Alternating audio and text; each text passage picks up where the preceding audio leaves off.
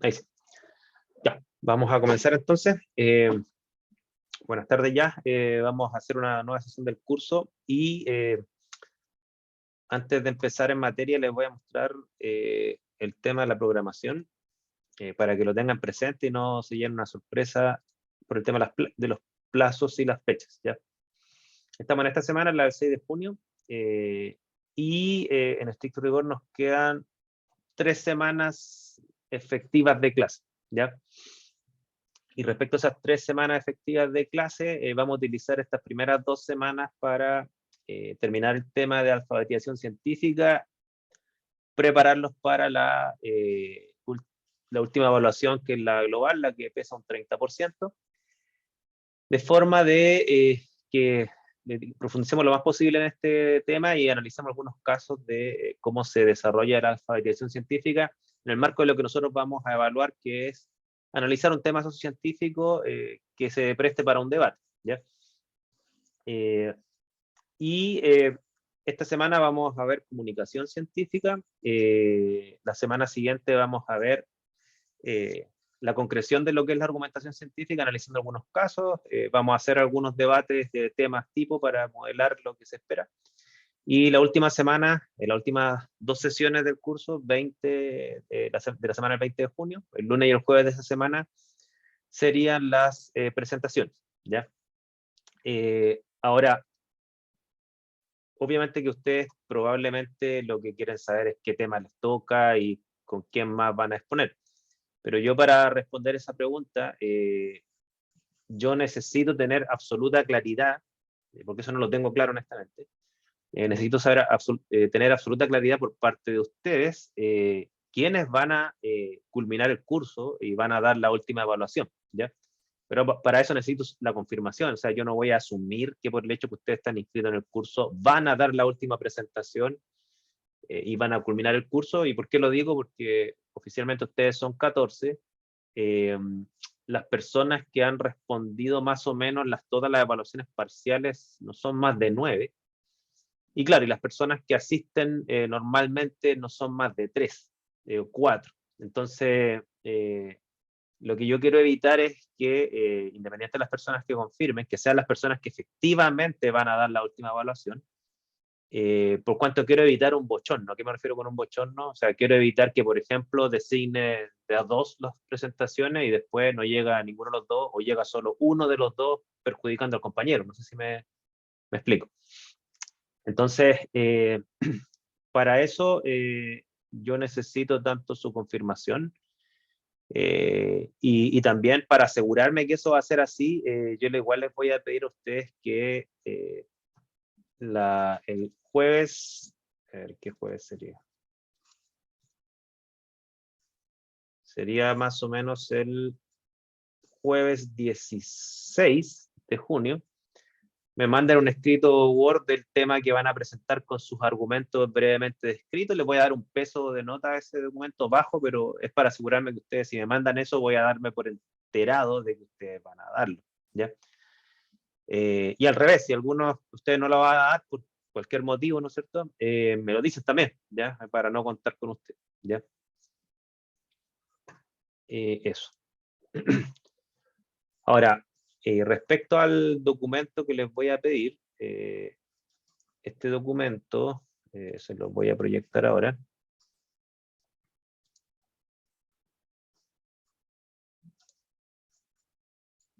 Ya, voy a mostrárselos ahora. Denme un segundo.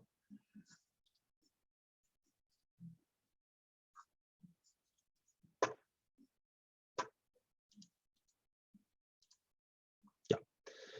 Esto es lo que les voy a pedir. Les voy a pedir simplemente que en una plana, bueno, si se extienden más de una plana no importa, ¿no es cierto? Pero en una plana me entreguen el tema sociocientífico que van a presentar, ¿no es cierto? Este tiene que ser un tema que se mueva en el eje de alfabetización científica, ¿no es cierto? ¿Qué significa esto? Que ustedes se van a hacer cargo de un tema controversial de carácter sociocientífico que involucre ya sea la alfabetización científica práctica, la cívica o la cultural. ¿Ok? Es decir, tiene que ser un tema que involucre ya sea la alfabetización científica práctica, es decir, que sea un tema que de dominarlo y aplicarlo en la vida mejoraría la calidad de vida, ¿no es cierto? Cívica en el sentido que implique la interpelación a nuestros representantes y a preguntarnos y evaluar de forma escéptica lo que nos dicen las personas con poder. O la cultural, que tiene que ver con evaluar el rol que tiene la ciencia como parte de la cultura humana. Ustedes eligen un tema de alfabetización científica y en el marco de ese tema yo les voy a pedir que brevemente, en un párrafo muy pequeño, les voy a mostrar un ejemplo. Entreguen el conocimiento previo desde el cual surge el problema controversial, ¿no es cierto? Que presenten su tema como una pregunta con el objeto de estudio y las referencias claras. ¿Ok? Que ustedes se la jueguen, ya sea individualmente o grupalmente, si es que ustedes van a defender una postura A, B o C respecto al tema controversial, que ustedes, bueno, describan su postura, pero más que importante que eso, lo que voy a evaluar es que ustedes describan cómo van a argumentar su postura respecto al tema. Es decir, que describan sus premisas con las cuales argumentarán, ya sea deductivamente para defender su postura, alguna premisa moral o alguna premisa científica que apoya su postura, que también hagan una reflexión de las premisas rivales, ¿no es cierto? ¿Cuáles son las premisas que ustedes esperan atacar de las personas que opinan distinto a ustedes? Porque obviamente por ser un tema controversial van a haber posturas y premisas que se van a contraponer a las de ustedes, ¿no es cierto? Y tienen que escribirlas. ¿Cómo lidiarían con ellas? Y aquí viene la parte un poco más científica, por así decirlo, que tiene que ver con la clase de hoy, que describan los datos que van a aportar para defender su postura, y con datos me refiero a los datos que provienen desde fuentes y estudios científicos formales. Hoy día vamos a ver eso, dónde encontrarlos, dónde están. Entreguen los datos, cómo interpretan esos datos a favor de su postura y den la referencia científica formal que les sustenta. También sean honestos intelectualmente y den los datos que ustedes esperan que van a aportar las posturas rivales a la suya, ¿no es cierto? Y cómo se interpretan, ¿ok? Dato, interpretación y las referencias formales. Y aquí tengo un ejemplo, o sea, si ustedes no entienden mucho esta tabla, aquí tengo un ejemplo. Por ejemplo, aquí tengo el caso del tema controversial de las atletas trans, ya que es un caso bien controversial que tiene carácter sociocientífico, o sea, tiene aspectos sociales, ciertamente, tiene aspectos científicos, ciertamente que sí también. Aquí yo doy el contexto, ¿no es cierto? Es sabido que existen diferencias biológicas entre hombres y las mujeres, lo cual hasta la fecha ha generado grupos diferenciados en competencia deportiva. Esto es lo que ha sucedido hasta ahora. Sin embargo, dentro de las personas trans surge el hecho de querer integrarse deportivamente a las competiciones bajo la categoría de su género de reconocimiento social.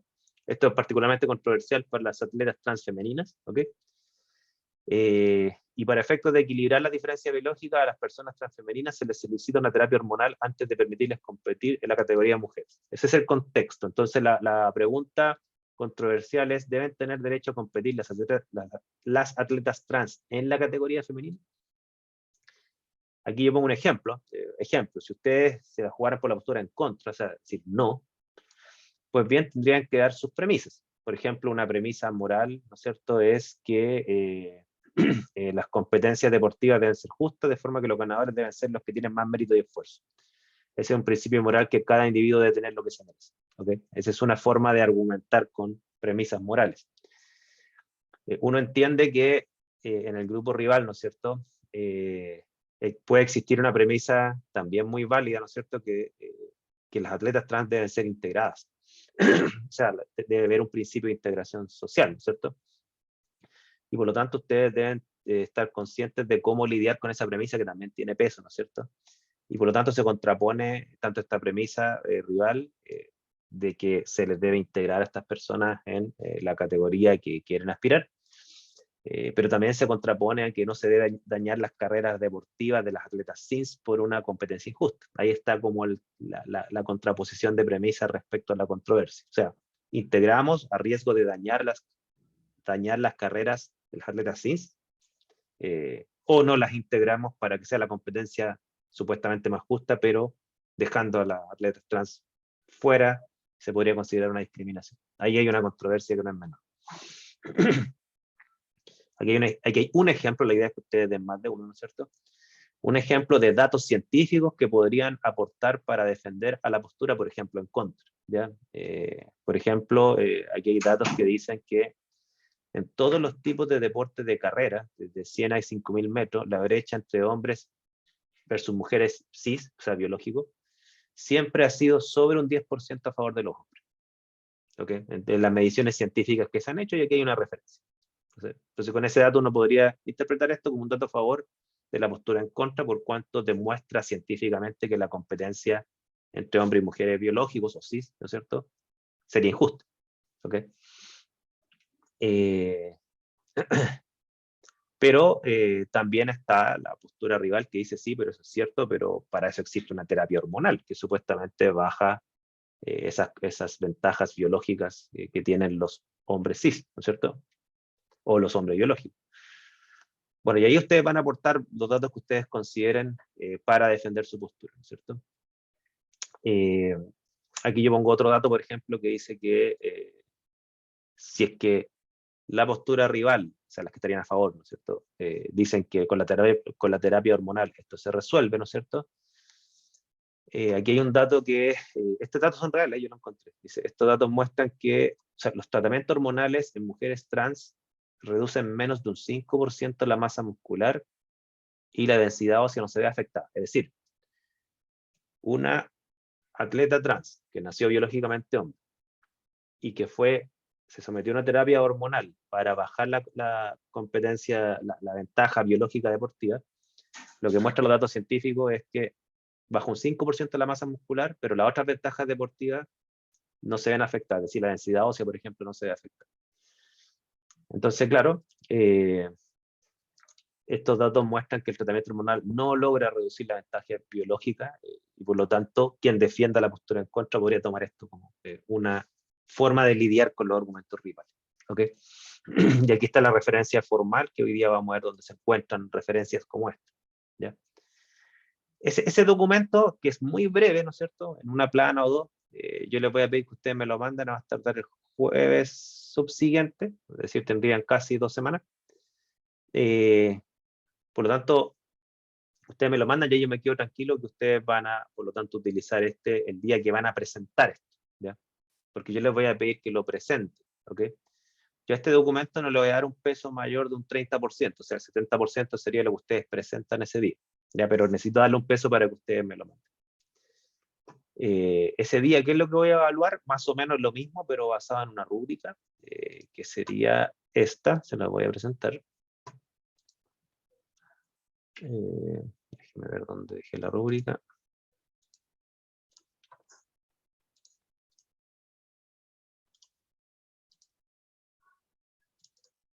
Aquí está. Ya. Como les mencioné, este día voy a evaluar la presentación en base a esta rúbrica, ¿cierto? ¿Qué les voy a pedir? La dimensión de análisis, es decir, que ustedes utilicen el conocimiento científico para explicar el objeto de estudio, el problema del debate, y que analicen los argumentos que sustentan las distintas posturas u opiniones presentes en la sociedad, jerarquizando ideas, datos, correlaciones, ideas convalidadas, leyes, teorías, especulaciones, creencias, o sea, todo lo que sustenta las posturas, científicamente o no científicamente. ¿Ok? Pero que ustedes hagan un análisis de esos argumentos. ¿Ok? En base a lo que vimos nosotros, la naturaleza del conocimiento científico, qué es un dato, qué es una idea científica, qué es una ley, qué es una teoría, y si es que los argumentos que dan cumplen con eso o no. ¿Ya? Ese es el análisis, ¿no es cierto? Y la evaluación, que es donde ustedes ya construyen su juicio de valor, ¿no es cierto? Yo les voy a pedir que construyan un juicio de valor basado en estudios científicos oficiales y actuales para apoyar o atacar una postura de debate o en su defecto explicar de forma fundamental la razón por la cual, supongamos que ustedes ante un tema controversial, luego de analizar todo esto, ustedes concluyen que no tienen una postura clara.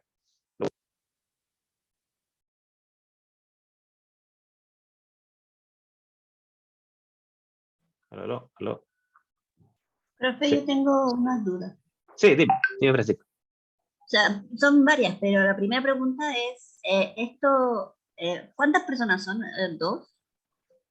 ¿Cuántas Es que personas? necesito saber quiénes van a darla. ¿Todos los que están aquí van a darla? O sea, por ejemplo, yo sí la voy a dar con la Nina, con mi compañera, pero si son en pareja, vamos a hacer las dos. Entonces, también eso quería también preguntarle, Ujú. que como el jueves que de la próxima semana hay que entregar esto, quiere que igual entre esta semana le mandemos los que se van a participar, pero así como puros nombres. O sea, que quiero que individualmente, no que me digan quién van a ir, porque puede ser que esto sea individual, porque si llegan tres nomás a darla, va a ser individual, ¿ya? Ya, Entonces, necesito que me digan, ojalá hoy, ¿cierto? Mientras antes mejor, que me corroboren que van a dar esta evaluación. Y en base a ese número yo voy a evaluar si son de A1 o de A2. No creo que sean de A3, porque ustedes tengan en cuenta que la última semana son 2 sesiones y en 2 sesiones podemos tomar fácil 4 presentaciones, o sea, 2 por sesión. Entonces, claro, 4 presentaciones, si ustedes lo dieran de A2, ¿no es cierto? Serían 8 personas. Si fuesen más, tendría que ser de A3, pero yo dudo que vengan más de 8, honestamente. ya sí, sí entiendo. ¿Ya? Y, Entonces, probablemente va a ser de 2, probablemente, si es que aparece lo que yo espero que aparezca. ¿Ya? profe, y en este caso también me surgió otra duda de que si probablemente son dos personas por tema, Ujú. eh, ¿estas dos tienen que debatir o solamente como comentar, como explicarle a los compañeros el tema que eligieron y las posturas que hablaron? A ver, la dinámica que quiero que se dé, ¿no es cierto?, es la siguiente, y por eso me interesa también que me corroboren que van a participar. Yo quiero que ustedes como grupo presenten el tema y su postura, ¿ya? Luego, cuando terminen de presentar el tema, donde viene la ronda de preguntas, yo ahí quiero que se genere un debate con las personas que opinan igual a ustedes o distinto a ustedes, ¿ya? Las personas que van a estar en el público, que espero que sean todos los que van a exponer, obviamente que lo que opinen ellos yo no lo voy a evaluar, yo voy a evaluar a la expositoria, ¿ya? Pero para que se dé la dinámica de la alfabetización científica, hay que entender que ojalá exista un debate. Si los compañeros no dicen nada o no van, ¿no es cierto? Que espero que éticamente vayan a las presentaciones de sus compañeros, no vayan solo a la de ustedes y después no vayan. Eh, si es que se llegara a dar, no se llegara a dar esa dinámica, claro, yo tendría ahí que tratar de hacerles preguntas para que confrontar sus argumentos, ¿ok? Pero obviamente ustedes van a estar más preparados que yo porque ustedes van a elegir el tema, ustedes van a estudiarlo, ¿ya? Ya, profe. ¿Ya? Entonces, en resumen, el debate va a ser con el público, por así decirlo, ¿ya? Lo que argumenten en el marco del debate, obviamente que va a formar parte de la nota, o sea, si por cualquier motivo dentro de la presentación usted hay algunos datos que no alcanzaron a dar por razones de tiempo, en razón de las preguntas los pueden dar. Entonces háganse la idea que ustedes van a tener 20 minutos para presentar y unos 10 minutos para preguntar, ¿ya? Y también les voy a pedir que el formato, o sea, que ojalá sea una síntesis clara, buena edición, sin errores ortográficos, conceptuales, etcétera, ¿ya? Eso vale un 10%. ¿Profe? ¿Alguien tiene otra pregunta, perdón? Yo, Felipe. Felipe. Yo tengo una duda de que en el caso de que el trabajo sea en parejas o en grupos, ¿es necesario que el grupo presente una única como postura frente al tema o se puede generar un debate igual dentro del mismo grupo, así como se presenta el tema con todas las vicisitudes que puede tener, como si somos dos personas que estamos en desacuerdo y cosas así? Sí, por supuesto. O sea, si los dos no están de acuerdo, presenten los argumentos de ambas posturas y declárenlos. Yo pienso A, mi compañero piensa B, estos son los argumentos de él, estos son los míos, listo. Y culminan en eso, ¿ya? Como si ustedes se fijan en la rúbrica yo no estoy evaluando la postura, estoy evaluando los argumentos, ¿ya? Que ustedes construyen un juicio de valor basado en estudios científicos oficiales actuales para apoyar o atacar una postura de debate, ¿no es cierto? Así que no hay ningún problema. Porque ustedes pueden decir, mira, yo opino A porque al analizar la postura B encuentro todas estas falencias. Por eso me quedo con A. Súper. O ustedes pueden decir, yo opino A porque estos son los argumentos de A y no lo encuentro en B. ¿Okay? O encuentro menos en B. Como ustedes quieran verlo. Ya, profe. Gracias. Lo único que sí les voy a pedir es que el tema me lo, de aquí al jueves, o sea, me lo comuniquen lo antes posible, porque deben ser temas que tengan connotación científica, ¿ya? Hay temas que son exclusivamente morales, por ejemplo, aquí el tema de si existe Dios queda fuera de esto, porque no hay ninguna cosa científica que analizar, ¿se fijan? No tiene una dimensión científica. Pero, por ejemplo, el tema de, no sé, del aborto tiene connotación moral, pero también connotación científica. Ya el tema de la droga, el tema del sistema de pensiones, lo que ustedes quieran, ¿ya?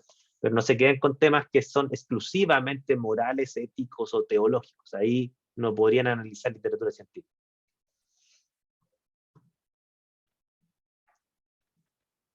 Obviamente que esta rúbrica se la voy a subir, ¿ya? Y esta es la que voy a utilizar para evaluar la presentación, que sería un 70% de la nota. El otro es el escrito. Ya, entonces, si todo sale bien, deberían ser más o menos grupos de A2. ¿Ok? A lo más un par de grupos de A3 si es que participarán todos, pero eso está por verse, ¿ya? Eso respecto a la evaluación, ¿ya? Y no sé si hay más dudas respecto a la última evaluación. Por favor, me confirman por correo o ahora, como quieran, que van a participar y yo los anoto. Yo me quedo con que estas personas van a participar y entiendo que las personas que no opinaron ni mandaron nada no van a participar y no los voy a considerar en los grupos y por lo tanto no voy a armar grupos con personas que no me han confirmado. ¿Ya?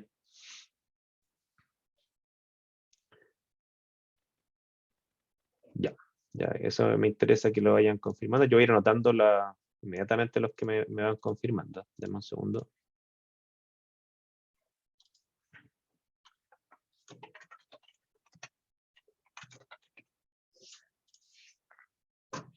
Ya. Ok. Ya, súper eso. Mándame por chat nomás los que van a confirmar.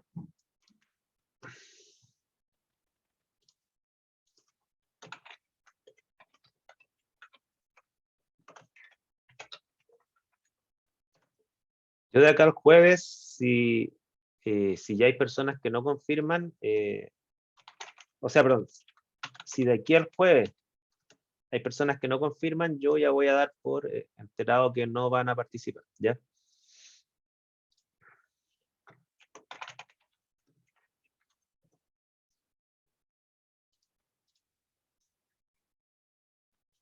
Profe, es hasta este jueves, ¿no? La Hasta este confirmación. jueves, sí, para que tengan tiempo de hacer al menos el escrito Word, ¿ya? Ya, ok. Bien. Entonces, ¿alguna otra pregunta respecto a la evaluación antes de pasar al tema que nos convoca hoy? ¿No? Yo, profe, No, profe. ¿Sí? profe, yo tenía la duda de que a lo mejor le tenemos que comunicar los temas este mismo jueves como de los grupos para evitar así que no se vayan dos grupos que tengan los mismos temas o que sea un tema que no se pueda abordar derechamente desde la base científica. ¿Se lo comunicamos este Eso jueves como clase? sería lo óptimo, ya que además de que me confirmen, si ustedes ya se organizan solos para tener a la persona con la cual van a exponer y deciden el tema, súper. Pero claro, como es una exposición presencial, claro, o sea, ahí sí que no se podrían repetir los temas. No pueden haber dos grupos con el mismo tema. Entonces esto es por orden de llegada, ¿no? Ya. Ok, profe. Un segundo.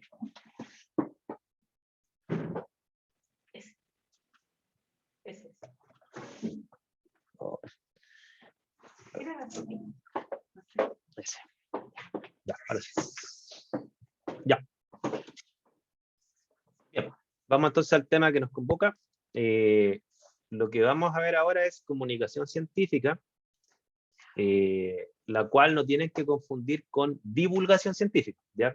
La comunicación científica tiene que ver exclusivamente con lo que se da dentro de la comunidad científica, con fines de validación del conocimiento científico, ¿ya? ¿Por qué es importante la comunicación científica?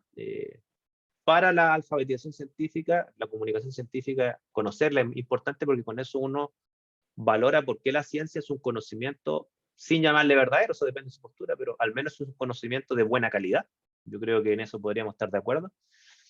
Y segundo, ¿dónde está ese conocimiento? Que eso es una cosa que lamentablemente a nivel profesional incluso poca gente la domina, ¿ya? Y para esta evaluación es necesario dominarlo, ¿ya? A ver, primero voy a decir cosas que quizás ustedes saben, pero si no lo saben, es bueno que se vayan enterando. ¿Cómo se genera el conocimiento científico en la realidad? Porque nosotros lo que hemos visto es como las bases filosóficas de cómo se genera el conocimiento, el tema de las preguntas, el papel de los datos, etc. Nosotros lo que vimos hasta ahora en términos de la filosofía de la ciencia es que la generación de conocimiento la promueven normalmente los problemas, es decir, una categoría lógica, problema, cuya expresión semántica es una pregunta. ¿Okay? Los científicos y las científicas abordan problemas respecto del mundo, respecto de describirlo, comprender cómo funciona o cómo intervenirlo a nuestro favor. Y esos problemas, ¿no es cierto?, finalmente, independiente de la postura filosófica que ustedes tengan, lo que sí es un hecho, no es una interpretación, es que finalmente las conclusiones científicas se basan en datos, se basan en evidencia. Me refiero a las ciencias naturales particularmente, ¿ya? Ahora, hasta ahí más o menos llega lo que es la filosofía de la ciencia, o sea, el rol de las preguntas, el rol de la evidencia, si es que la evidencia apoya una idea, eso significa que es verdadera, que es falsa, que es buena o mala, esas son discusiones filosóficas. Pero el hecho es que con datos es que uno construye conclusiones, ¿ok? Y el asunto es, bueno, y con eso es suficiente. Bueno, ahí viene el tema, ¿no es cierto? Eso no necesariamente es suficiente. ¿Por qué? Porque si bien es cierto, desde un punto de vista de la filosofía de la ciencia puede que sea suficiente, hay que entender, y alguno de ustedes lo puso en una de las evaluaciones parciales, hay que entender que la ciencia también es un proceso social. O sea, hay un autor que nosotros en este curso no lo hemos visto porque su propuesta va más por el lado de la historia y la sociología de la ciencia más que la filosofía de la ciencia, pero un autor muy famoso que se llama Thomas Kuhn, que claro, que en el fondo lo que él muestra es que cómo se mueven las comunidades científicas en el tiempo, ¿ya? Porque finalmente cuando yo genero una investigación y genero conocimiento, ese conocimiento no va a ser conocimiento en el sentido social de la palabra mientras yo no convenza a mis colegas, ¿ok? O sea, mientras mis colegas científicos no estén convencidos que yo lo que aporté es bueno, que lo que aporté es original, ese conocimiento va a quedar solamente en mi laboratorio, ¿ya? Y el proceso de comunicación pasa por publicar. O sea, el publicar pasa no solamente por hacer público el conocimiento, sino que por tener un control público de la comunidad científica de lo que yo digo que es conocimiento. Y ese es un segundo control de calidad. O sea, el primer control de calidad es el control de calidad de las propias ciencias, los experimentos, las observaciones, buscar los datos, la evidencia con los estándares de la disciplina, manejar bien los instrumentos, calibrarlos, ya eso es propio de la disciplina. Ese es el primer control de la ciencia, que se llama el control interno. Pero después viene el control externo, es que por mucho que yo crea que lo hice bien y que mis ideas cumplen con los requisitos de la ciencia, ahora tengo que llevar esto a la comunidad científica para que las personas que ejercen la ciencia también sean jueces si lo que yo digo que hice bien, realmente lo hice bien. No sé si se entiende esta idea. O sea, la ciencia en el fondo es un sistema abierto de escrutinio, que no culmina solo con la investigación de campo o de laboratorio. Y para hacer eso, ¿yo qué tengo que hacer? Tengo que comunicar mis hallazgos a la comunidad. Y la comunidad me va a dar el visto bueno, entre comillas, último, ¿ya? ¿Y en qué se basa esto? En que yo tomo el manuscrito y lo tengo que mandar a la comunidad científica especialista en mi área, ¿ya? O sea, ¿y cómo se hace eso? Se hace de la siguiente forma. Existen revistas que lo que hacen es publicar trabajo en ciertas áreas, entonces el primer control de calidad lo hace el editor o la editora de la revista. Es decir, yo mando mi manuscrito donde tengo resumido mis hallazgos, ¿ok?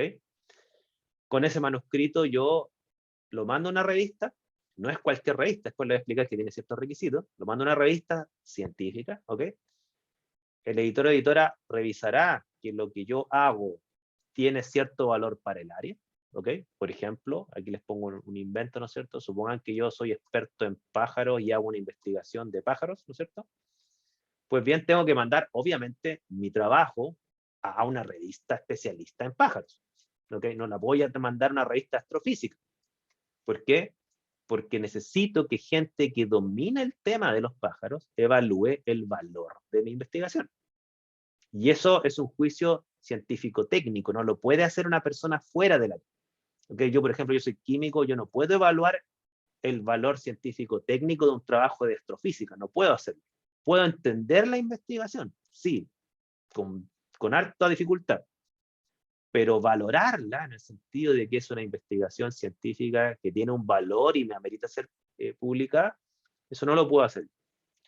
Entonces, ¿qué es lo que hace la editora? Que normalmente tiene cierta especialidad en la revista que está liderando, ¿no es cierto?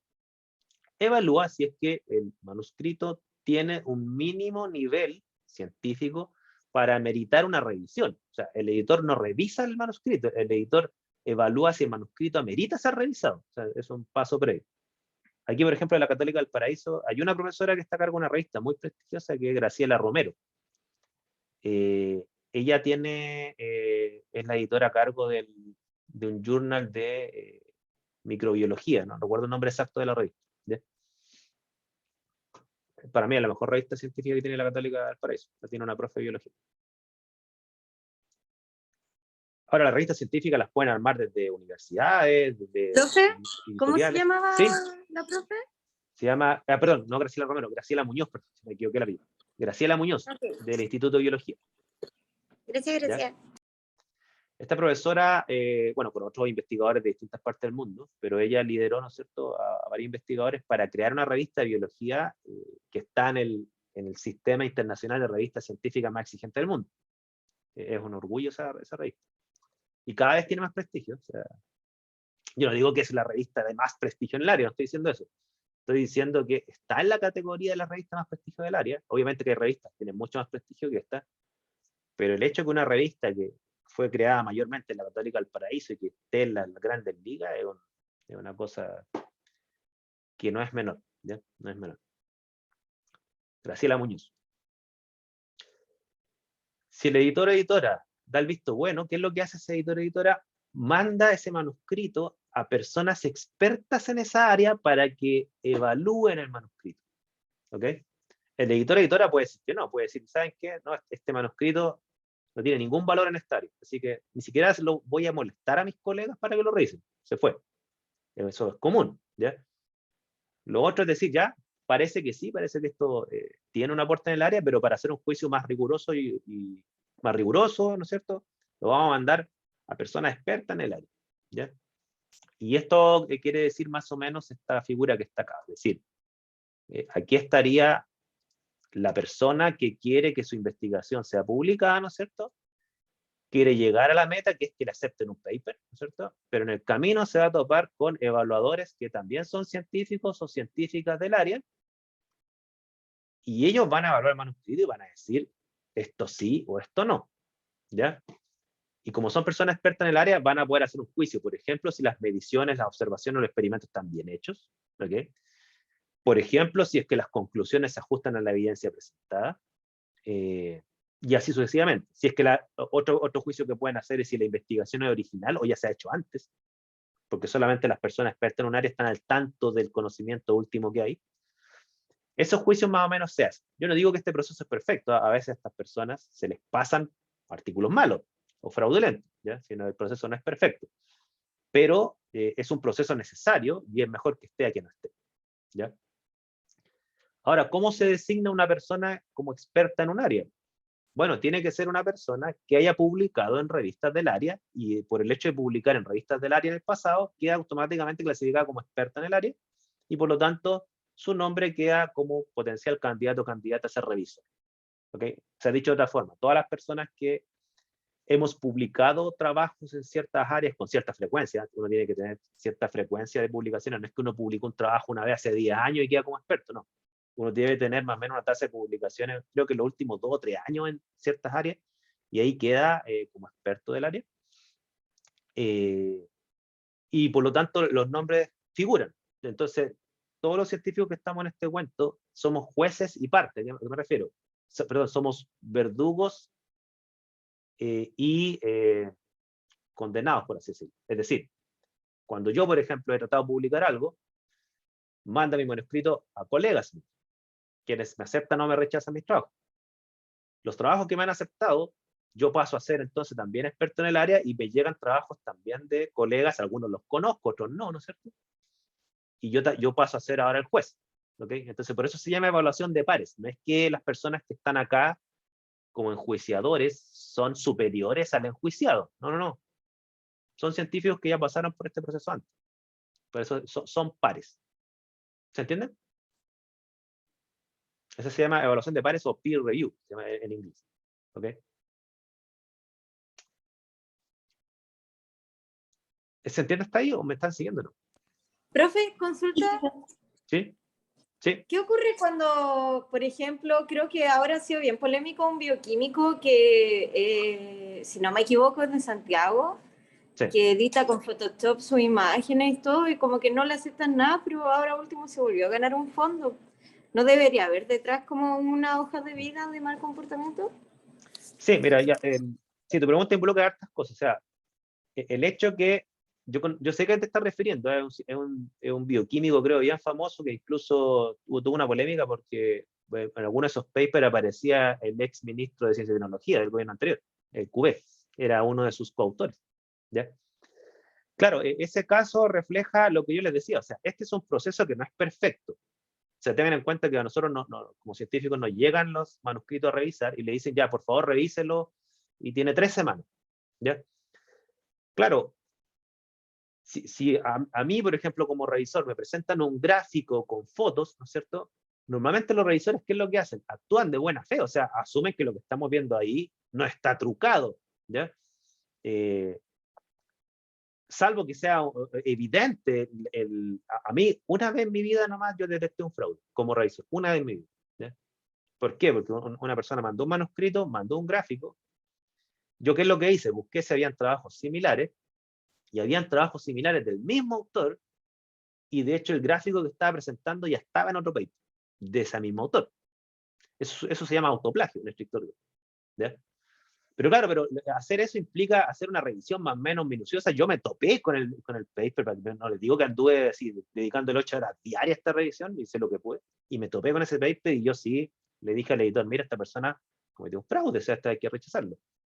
Pero claro, pero este proceso, como no es perfecto, se pasan estas cosas. Una persona que sea hábil con Photoshop va a generar algunos resultados que un ojo muy experto y que le dedique mucho tiempo podría detectarlo, casi como una mini investigación. Cuando pasan esas cosas, ¿no es cierto? Ya depende de cada país cuáles son las consecuencias de esto. Por ejemplo, en Japón esto es cárcel. No sé si sabían eso. Han habido casos de investigadores japoneses, por ejemplo, arqueólogos que han inventado, no sé si llamarlo correctamente, fósiles, o esas evidencias que encuentran enterradas en la tierra. Una vez un caso un japonés que él enterraba cosas y después decía que las descubría. ¿Para qué? Para corroborar su investigación. O sea, no eran verdaderas reliquias o fósiles o como quieran llamarlo, ¿no es cierto? Sino que eran artificiales. Bueno, esta persona fue para la cárcel. ¿Ya? Hay países que el castigo es más social, no es legal. O sea, ¿cuál es el castigo social? Que a estos científicos que cometen fraude los expulsan de toda la sociedad científica. Por lo tanto, su carrera se acabó. Porque si a mí me expulsan de la sociedad científica, no ¿Profe? tendría derecho a recurrir a fondos, como dices tú, por ejemplo, cosas por el estilo. ¿Sí? ¿Qué sucede? O sea, me imagino que ha pasado de publicaciones que sean muy similares entre sí, pero jamás fue un caso de plagio la una con la otra. ¿Puede ocurrir eso? O sea, eso puede ocurrir, y ha ocurrido. El caso más famoso es la teoría de la evolución de Darwin, que había otro tipo, no recuerdo el apellido, que había publicado más o menos lo mismo. ¿Ya? Y se conocieron después que ya los 2 trabajos estaban publicados, tengo entendido. O que el segundo estaba publicando su trabajo, pero el primero no le molestó. ¿Pero por qué pasaba eso antes? Porque las diferencias de tiempo que hay entre que yo publico algo y un científico en el otro lado del mundo se entere, antes esa diferencia de tiempo era enorme. Ten en cuenta que había una persona que publicaba algo en una revista, no sé, pues la Real Sociedad de Ciencias Europea, y entre que publicaba y que llegara esa información al otro continente, a veces pasaban meses o años. Entonces, muchas personas trabajaban en investigaciones y no estaban al tanto de que hayan cosas que estaban publicadas, más encima ni siquiera en idiomas distintos, porque antiguamente algunas cosas se publicaban en alemán, otras en ruso, otras en francés, otras en inglés, que el inglés se transformó en el idioma hegemónico de la ciencia fue después de Francis Bacon, como después de 1700. ¿Ya? Entonces, ¿qué es lo que pasa? Que claro, en esa época se daba con más frecuencia eso que dices tú. ¿Ya? Y a veces se analizaban esos casos y se concluían que los dos trabajos se aceptaban y se les daba por ello el reconocimiento a ambos. O sea, es como, no sé, bueno, no sé si ustedes se han dado cuenta que de repente ustedes le dicen, esta es la ley de Lambertville. Y cuando uno ve la historia, en realidad no se le llama la ley de Lambertville, se le llama la ley de Lambertville, no sé, con un segundo apellido, Oswald. No sé, porque dos personas en distintas partes del mundo, más o menos al mismo tiempo, lo que se entiende más o menos al mismo tiempo en esa época, más o menos un año, ¿no es cierto? Llegaron a la misma conclusión y se les reconoce a ambos, ¿no es cierto? Hoy en día son menos probables, porque como ahora está todo en línea, ¿no es cierto? Si alguien publica algo de un tema, yo me puedo enterar al día siguiente, ¿ya? Porque aparece la base de datos que vamos a ver, ¿ok? Entonces, hoy en día ya eso es menos frecuente. Antiguamente era muy frecuente. Profe, ¿y qué pasa con esta competencia que existe como por tener la primicia para evitar que, porque creo que hay gente que publica antes de manera informal para, no sé cómo decirlo científicamente, pero es como para ganarse la publicación o como la primicia de la publicación? O sea, hoy en día existe una modalidad que yo la encuentro buena, que se llaman los short communication, ¿ya? O sea, normalmente uno cuando publica una investigación, uno publica uno que se llama un full paper, que ahí va toda la introducción, todos los datos y todas las conclusiones, como el trabajo de investigación completo, por así decirlo.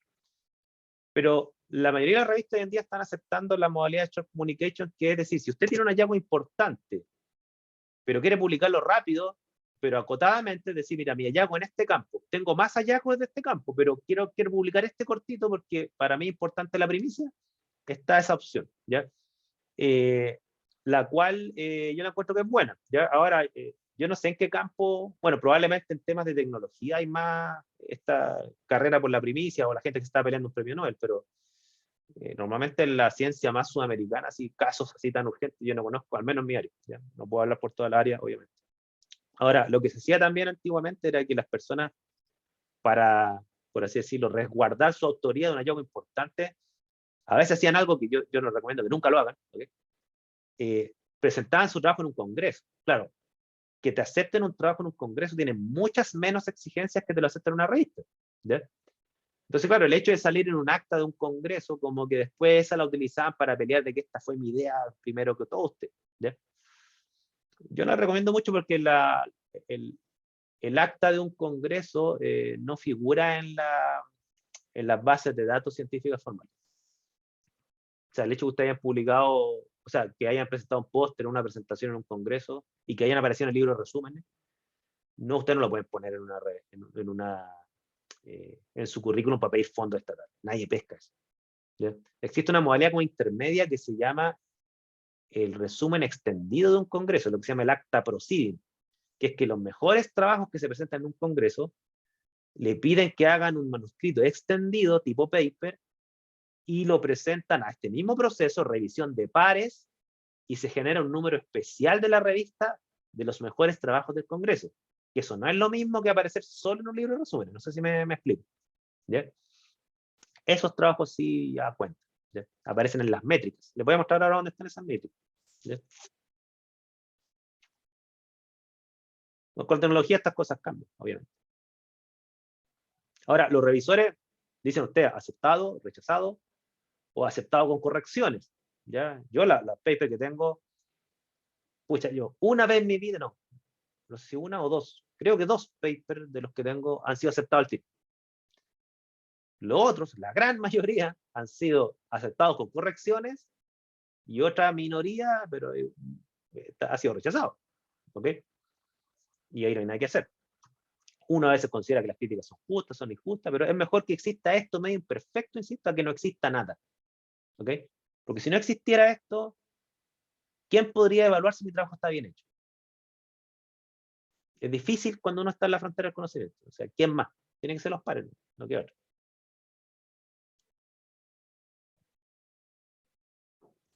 Y si pasa este filtro, ahí se publica, y ahí sale el paper, ese que toda la gente sale gritando, publiqué algo. ¿Ok? Ahora, las instituciones internacionales, una de ellas la OCDE, por ejemplo, no reconoce cualquier paper en cualquier revista. O sea, las revistas que reconoce la OCDE pertenecen a una categoría que se llama Web of Science, WOS, ¿ok? Y son revistas que deben tener altos requisitos. O sea, uno de ellos es que deben ser revistas con sistemas de revisión de pares ciegos. ¿Qué significa revisión de pares ciegos? Que yo, como autor de un trabajo, yo nunca me puedo enterar quién me revisó. Por mucho que en la práctica igual nos vamos a topar en los congresos, pero es que debe ser ciego. O sea, la mayoría de las revistas permiten que el revisor sepa el nombre del autor. Sí, pero el autor nunca sabe el nombre de su revisor. Ese es el mono ciego, que es la que se aplica en casi todas las revistas de ciencia natural.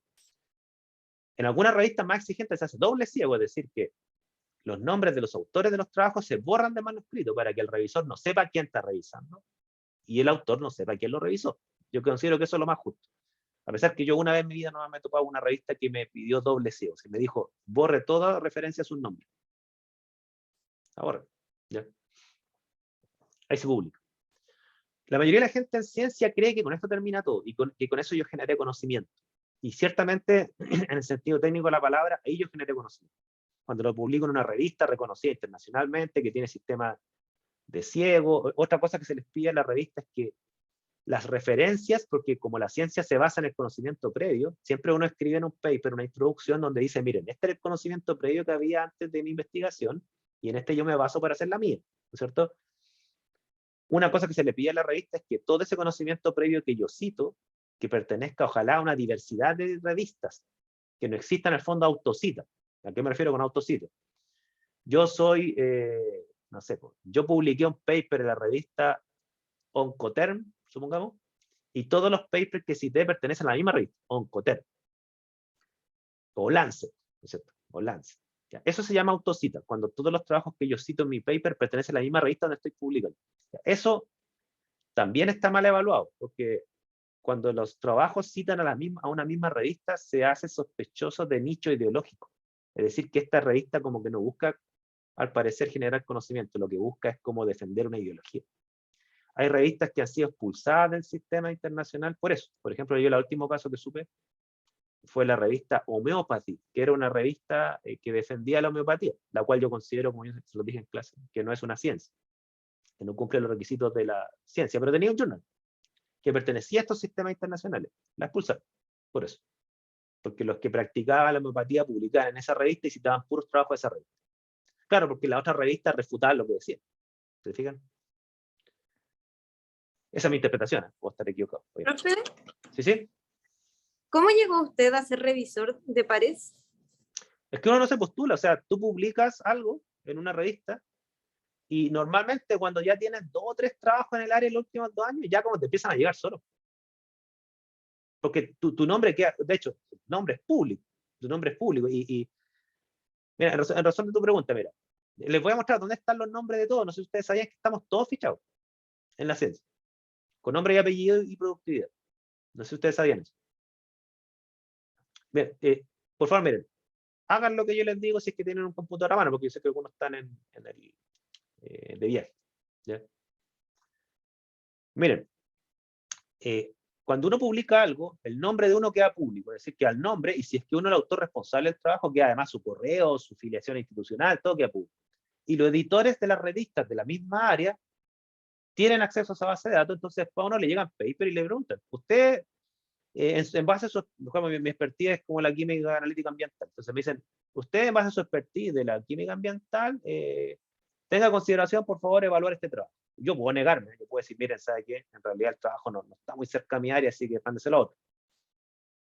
O yo puedo decir que sí, bueno, y lo evalúo, ¿ya? Pero no es que uno se postule, ¿ya? Uno como que por mérito y productividad queda fichado, ¿ya? ¿Dónde está esto? A ver, denme un segundo, les voy a mostrar. Miren, donde uno busca las bases de datos científicas y donde yo les voy a pedir que busquen los trabajos, ¿ya? Entonces, primero, métanse a la página de la Católica. Ya, métanse. Y dentro de la página de la Católica, bajen hasta biblioteca. Acá. ¿Ok? ¿Están claros hasta ahí? Bajan hasta biblioteca y pinchan en biblioteca. Y les va a aparecer esto. Y aquí aparece, lo voy a poner bien en grande, ¿no es cierto? Bases de datos multidisciplinarias. ¿Okay? Estas son las bases de datos más populares en la ciencia, dentro de las cuales las que tienen reconocimiento internacional son las primeras tres. ¿Ok? Scopus, Web of Science y PubMed. ¿Ok? Vamos a ir a Scopus. Ya a toda la gente le recomiendo que tanto para buscar trabajos como para buscar expertos, Scopus desde mi punto de vista es la mejor base de datos, es la más amplia y la más estructurada, o sea, deja fuera información basura. ¿Ya? ¿Ya? ¿Qué es Scopus? Scopus, bueno, entre paréntesis, Scopus es una base de datos pagada, ¿ya? Ustedes no pueden acceder a esto desde fuera de la U. Ustedes pueden acceder a esto porque ustedes tienen un correo PUCB y por eso ustedes están autentificados para entrar a esa base de datos porque la PUCB pagó la membresía. ¿Ya? Yo voy a entrar como docente, ustedes pueden entrar como estudiante, pero tienen que entrar con correo PUCB. ¿Ya?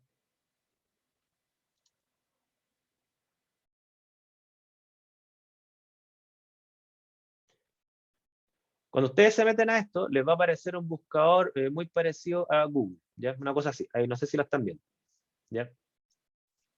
Entonces, aquí ustedes pueden buscar cualquier trabajo, pero estos trabajos que están aquí pasaron por el sistema de referato que yo les estoy diciendo. Las dos bases de datos más que tienen mayor reconocimiento internacional es la base de datos Web of Science y la base de datos Scopus. ¿Ok? Web of Science sería como la primera división de revista y Scopus sería como la primera B. ¿Ok? De hecho, la mayoría de las revistas que pasan la categoría Web of Science, primero pasan por la categoría Scopus y después ascienden a Web of Science si es. ¿Ok? Ahora, este que lo estoy mostrando acá es el buscador Scopus, que no hay que confundirlo con la base de datos Scopus. El buscador Scopus incluye revistas de categoría Scopus y también revistas de categoría Web of Science. La incluye prácticamente todas. Entonces, para mí como buscador, el buscador Scopus es muy bueno. ¿Ya? ¿Hay más categorías de revistas científicas fuera de Web of Science y Scopus? Sí, las hay.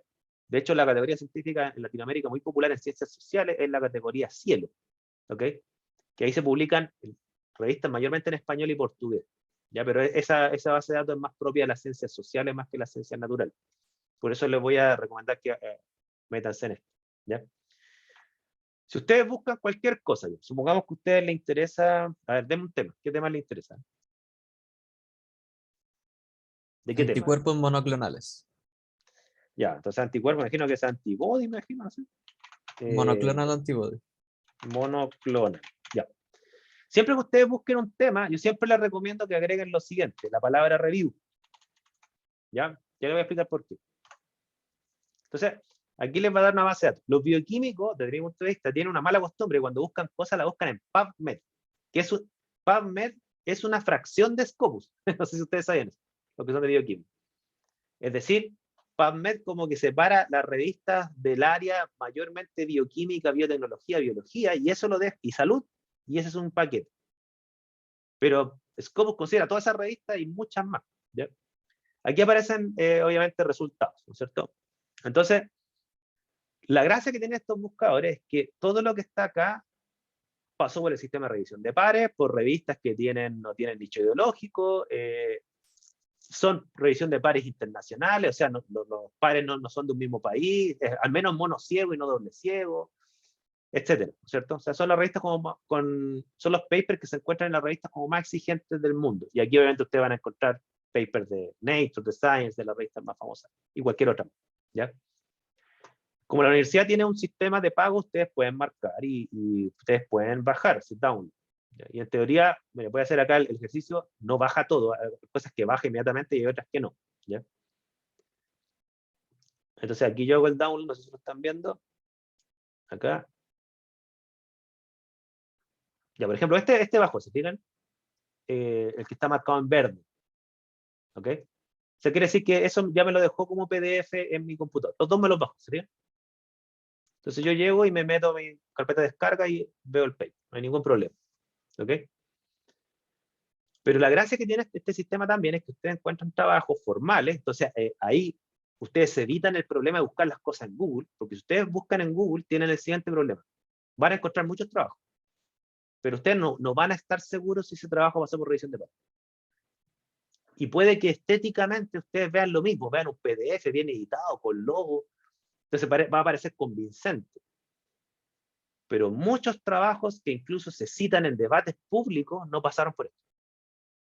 Y cuando un trabajo no pasa por esto, no cumple con uno de los controles de calidad más importantes de la ciencia, que es la revisión de pares. No sé si me entienden la importancia que tiene. Por eso no hay que buscar en Google las cosas que a mí me interesa opinar de forma seria, ¿ya? Porque repito, Google no hace este filtro. Cualquier persona puede poner algo en la red y las personas que no dominan esto van a considerarlo, mira, tiene nombre, está en inglés, dice universidad A. Entonces debe ser una investigación científica. Si no tiene revisión de pares, no tiene validez social para la comunidad. ¿Ok? Y junto con esto ustedes pueden ver los autores. Por ejemplo, lo que me preguntaban recién, ¿cómo uno se transforma en revisor? Bueno, si ustedes se meten acá, por ejemplo, este autor, autora, no sé si es autor, autora, Yang, ¿no es cierto? Uno aprieta aquí los autores, ¿ok? Y se abre la ficha del autor, ¿ok? Entonces, aquí, ¿qué es lo que dice la ficha del autor? Dice, mira, Yang, ¿no es cierto? Ha publicado 35 trabajos, ¿ok? En distintos tópicos, ¿ok? Complicaciones pooperativas, quimio-radioterapia, etcétera, ¿no es cierto? Entonces, en las áreas donde publicó, queda fichado como experto. ¿Se entiende? Aquí me meto, por ejemplo, todo el autor. Aquí está, por ejemplo. ¿En qué expertise se le reconoce a este autor, ya, o autora? Se le reconoce expertise en medicina, bioquímica, genética, biología molecular, inmunología, microbiología, neurociencia, etc. En esta se le reconoce expertise. Si por cualquier motivo este autor o autora deja de publicar 10 años en alguna área, esa área desaparece de su perfil. ¿Se entiende? Ahora ustedes pueden buscar cualquier autora, si ustedes se vuelven a Scopus, ¿no es cierto? Por aquí yo me topé con un autor a través de su paper, ¿no es cierto? Pero aquí tiene un buscador de autores. ¿Ok? Y ustedes pueden aquí poner el apellido, el nombre, y les va a salir. Por ejemplo, yo voy a poner aquí a mi ídolo, Carl Sagan. Carl.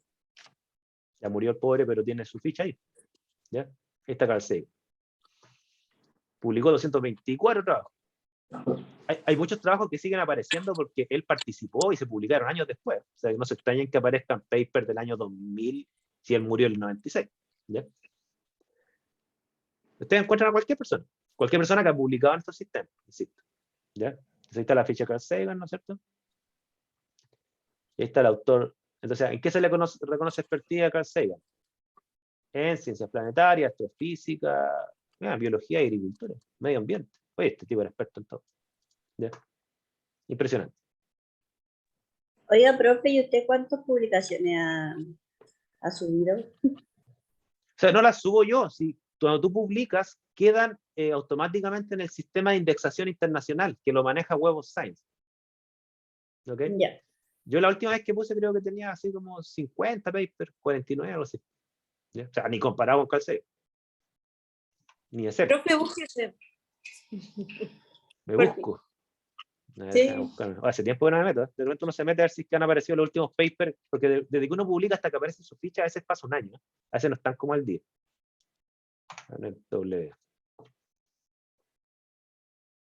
Ahí estoy, pues. 51. Charcha. No como Carl. Claro, fíjense, ahí están los últimos 2 trabajos donde yo participé. Igual son Entonces, hartos trabajos. o sea, llevo. ¿Cuántos años llevo en la U ya?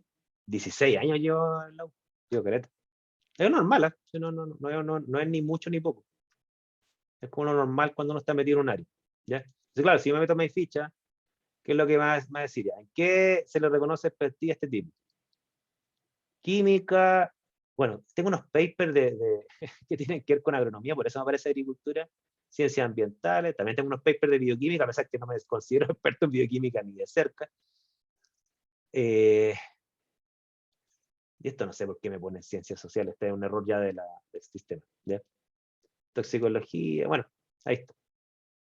Incluso fíjese, me llama la atención, que esto yo no sé cómo lo compilaron. Me aparece hasta la universidad donde estudié mi doctorado y esa información yo nunca la he dado. Pero estos tipos no sé cómo se averiguan todo. ¿Ya? Pero bueno.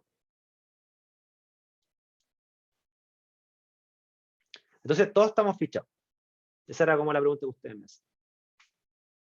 Ahora, ¿por qué yo les pedí a ustedes que pongan la palabra review? Y con esto termino. Porque aquí hay una cosa que socialmente no es tan fácil de entender, incluso hay varios científicos que no la entienden bien. El hecho que algo se haga publicado en un paper y que haya pasado revisión de pares, ciertamente que lo hace un conocimiento de calidad. Pero desde mi punto de vista, es controversial lo que voy a decir, de hecho no estuve un mal rato por decir esto. Lo que se concluye en un paper, desde mi punto de vista, no tiene ni una validez social. ¿Por qué? Porque tiene una validez científica, sí, indudable, pero social no. ¿Por qué? Porque muchas veces pasa que lo que yo publico en un paper con los mejores métodos disponibles, en un paper siguiente me lo refutan. Porque más que mal, uno hace los experimentos, las observaciones, las mediciones, y uno concluye en base a la mejor evidencia posible. Y es muy común que de repente aparecen mejores métodos, mejores instrumentos, o hay laboratorios que tienen más recursos y de repente dicen, oye, esta persona publicó que el jugo de naranja cura el cáncer y sabes que yo tengo mejores métodos que tú y demostré que no cura el cáncer. Y sacan otro paper y te lo refutan. Por eso no, de mi punto de vista, un paper no tiene validez social. Yo no puedo decirle a la sociedad, actúe consecuente con este paper, porque para concluir algo y que tenga un valor social, hay que hacer lo siguiente. Es comparar toda la literatura respecto al tema y ver si mi paper junto con otros que vienen de otras partes del mundo convergemos más o menos a lo mismo o no. Por ejemplo, si estamos discutiendo si es que la vacuna del COVID es segura, no lo vamos a hacer en base a un paper, o sea, hay que ver todos los estudios que tienen que ver con la seguridad y efectos secundarios que hay en los últimos 2 o 3 años, y ahí vamos a ver si es que la mayoría de los papers muestran que es segura, o sea, no sé, pues aquí esto es una exageración, así como de 5 papers, 4 dicen que es segura y uno nomás dice que no, uno dice, ¿sabes que la balanza de la evidencia se inclina a que esta cuestión es segura? Ojalá fuesen todos verdes, ¿no es cierto? Pero a veces nos faltan los papers que dan otra cosa. En temas suficientemente complejos eso es súper común. ¿Y quién hace esa revisión de la literatura? Normalmente se le encargan a científicos expertos en un área decirle, ¿sabes qué? Tú no quiero de ti, y eso normalmente se hace por encargo, ¿eh? El editor de una revista dice, quiero de ti, tú que eres experto en esto, que me hagas una revisión de los papers de los últimos 5 años en este tema, porque tú eres experto en este tema. Y quiero que me analices si es que la literatura científica en su totalidad está convergiendo a favor o en contra de una hipótesis. Eso es lo que se llama un review. O sea, el review, como este, ¿no es cierto?, es el que desde mi punto de vista tiene más valor social. O sea, cuando la totalidad de la literatura científica en un tema está convergiendo en torno a una idea, ahí estamos hablando de una conclusión científica robusta, la probabilidad de que sea falso es mucho menor que un paper aislado. No digo que los reviews son infalibles, pero es menos probable que se equivoque un review en una conclusión a que se equivoque un solo paper. No sé si me siguen la lógica. Por eso a nivel social yo considero que las personas que quieren opinar o tomar decisiones basadas en literatura científica actual y formal deberían hacerlo en base a review, no en base a paper. ¿He sido suficientemente claro? Sí, profe. Sí. Entonces, ¿dónde están estos estudios científicos? Se lo acabo de decir. En las bases de datos. Scopus, ¿no es cierto? O la otra es la que estábamos viendo recién, que se me fue.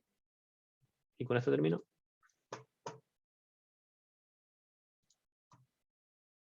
Ahora les voy a mostrar.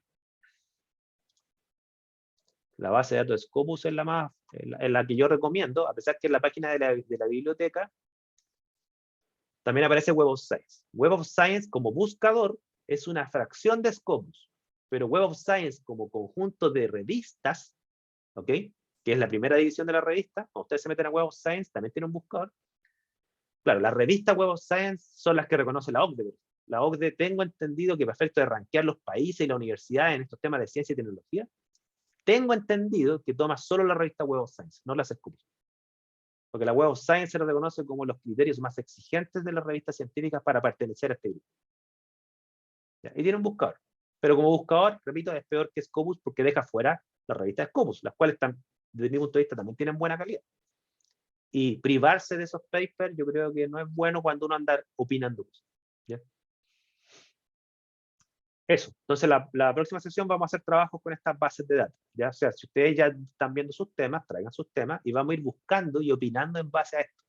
¿Okay? Vamos a trabajar en línea, como ya tenemos que hacerlo en línea esta semana, ¿no es cierto? Aprovechemos de trabajar en línea para que busquemos temas, opinemos y debatamos en base a lo que dicen los trabajos científicos. ¿Estamos? Ok, profe. Profe, Sí. Bien. Estamos entonces. Que estén bien. Cuídense y nos vemos el jueves online porque la orden de rectoría es que esta semana las clases son online. ¿Ya? profe, Que estén bien, nos buena vemos. tarde. Chao, buenas tardes, saludos.